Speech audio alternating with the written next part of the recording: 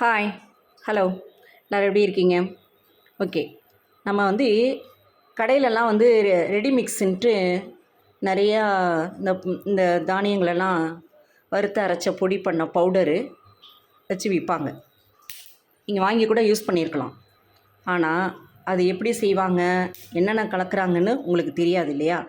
உங்கள் வீட்டில் வந்து 6 மந்த்து பேபி குழந்தைங்க இருக்கிற இடத்துல அவங்களுக்கு, கன்சீவாக இருக்கவங்களுக்கு, குழந்தைங்களுக்கு, அப்புறம் 30 அபவ் அப்படி உள்ளவங்க எல்லாருமே இந்த இது வந்து சத்து மாவு கஞ்சி இப்போ நம்ம ரெடி பண்ண போகிறோம். இப்போ பார்த்தீங்கன்னா ஃபஸ்ட்டு இதில் வந்து கருப்பு கொண்டக்கடலையும் சோளமும் போட்டிருக்கேன், மக்காச்சோளம்.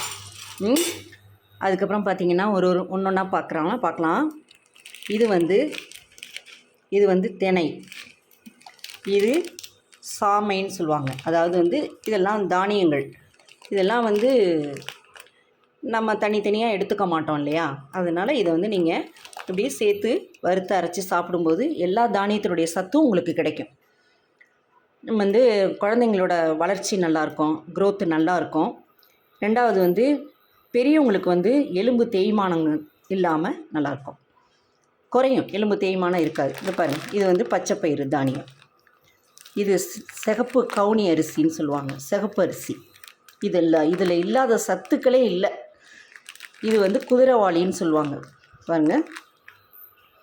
இது வந்து ராகி. இது பார்த்திங்கன்னா இது வந்து புட்டரிசின்னு சொல்லுவாங்க. இதுவும் ரொம்ப ரொம்ப ரொம்ப உடம்புக்கு நல்லது. இது என்னன்னு பார்த்திங்கன்னா பார்லி. இது வந்து உங்களுக்கு வந்து தேவையில்லாத ஃபேட்டெல்லாம் கூட கரைச்சி விடும். இது அவ்வளோ நல்லது. பொட்டுக்கடலை, இங்கே பாருங்கள், இது தினை. அப்புறம் இது பாதாம் பருப்பு,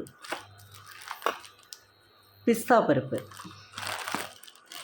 முந்திரி. இங்கே பார்த்தீங்களா, கடலை, நிலக்கடலை. இது எல்லாமே வறுத்து இது கூட நல்லா ஒரு கைப்பிடி அளவு ஏலக்காய் போட்டு நீங்கள் அதையும் கூட வறுத்து அரைச்சி எடுத்துக்கும்போது அந்த பவுடரே பார்த்திங்கன்னா அப்படி ஒரு வாசமாக இருக்கும். இது 6 மந்த்து கூட கெட்டே போகாது. இந்த பவுட்ரு ஈரம் மட்டும் படாமல் பார்த்துக்கணும். குழந்தைங்களுக்கு ஒரு ஏஜுக்கு மேலே இருக்கிறவங்கெல்லாம் சாப்பிடும்போது கொஞ்சம் நல்ல ஸ்ட்ரென்த்து கொடுக்கும். கண்டிப்பாக இதை நீங்கள் ஃபாலோ பண்ணுங்கள். ஓகே. தேங்க்யூ.